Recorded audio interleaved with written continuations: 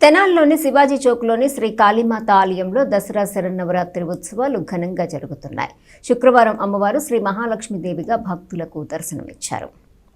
స్థానిక శివాజీ చౌక్లోని శ్రీ కాళీమాత ఆలయంలో దసరా శరన్నవరాత్రి ఉత్సవాలు తొలి రోజు నుండి అంగరంగ వైభవంగా జరుగుతున్నాయి. ఆలయాన్ని విద్యుత్ దీపాలతో సర్వాంగ సుందరంగా తీర్చిదిద్దారు. ఆలయ కమిటీ చైర్మన్ గుమ్మడి రమేష్ నేతృత్వంలో దసరా నవరాత్రి ఉత్సవాలు వైభవంగా జరుగుతున్నాయి. శుక్రవారం అమ్మవారు శ్రీ మహాలక్ష్మీదేవి అలంకారంలో భక్తులకు దర్శనమిచ్చారు. అమ్మవారిని కరెన్సీ నోట్లతో అలంకరించారు. భక్తులు విశేషంగా పాల్గొని అమ్మవారి ఆశీస్సులు అందుకున్నారు. 32 సంవత్సరాలుగా శ్రీదేవి శరన్నవరాత్రి మహోత్సవాలు అత్యంత వైభవంగా నిర్వహిస్తున్నట్లు ఆలయ అర్చకులు తెలిపారు. స్థానిక శివాజీ చౌక్లో వేంచేస్తున్న శ్రీ కాళికామాత దేవస్థానం నుండి 32వ శరన్నవరాత్రులు చాలా ఘనంగా జరుగుతున్నాయి. ఈరోజు మహాలక్ష్మి అమ్మవారి అవతారం.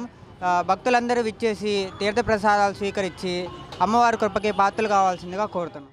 కాగా ఆలయం వద్ద ప్రతిరోజు నిర్వహిస్తున్న వివిధ సాంస్కృతిక కార్యక్రమాలలో భాగంగా గురువారం రాత్రి చిన్నారులు చేసిన కూచిపూడి నృత్య కార్యక్రమాలు భక్తులను ఎంతగానో అలరించాయి.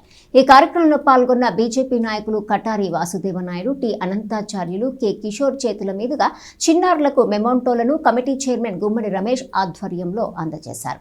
దేవీ శరన్నవరాత్రి మహోత్సవాలు హిందూ సాంప్రదాయ ప్రతీకలని అనంతాచార్యులు అన్నారు.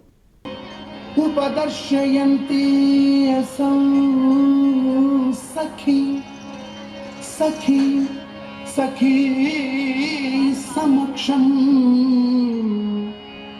पुनरा राधिका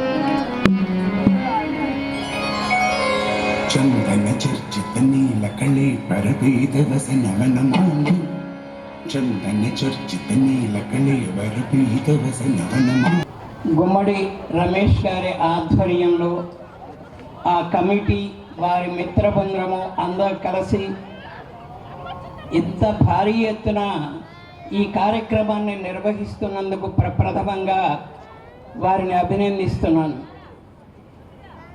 మన భారతీయ సంస్కృతి కానివ్వండి, హిందూ పండుగలు కానివ్వండి, ఇంత వైభవోన్నత స్థితిలో జరగడం అనేటువంటిది భారతీయులము హిందువులము అయిన మనందరికీ కూడా ఎంతో గర్వకారణమైనటువంటి విషయం.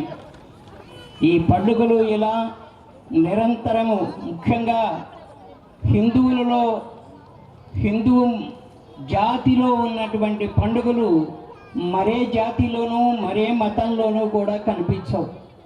ఇవన్నీ కూడా మనమేదో మూఢనమ్మకం కాదు, మనలో నుంచి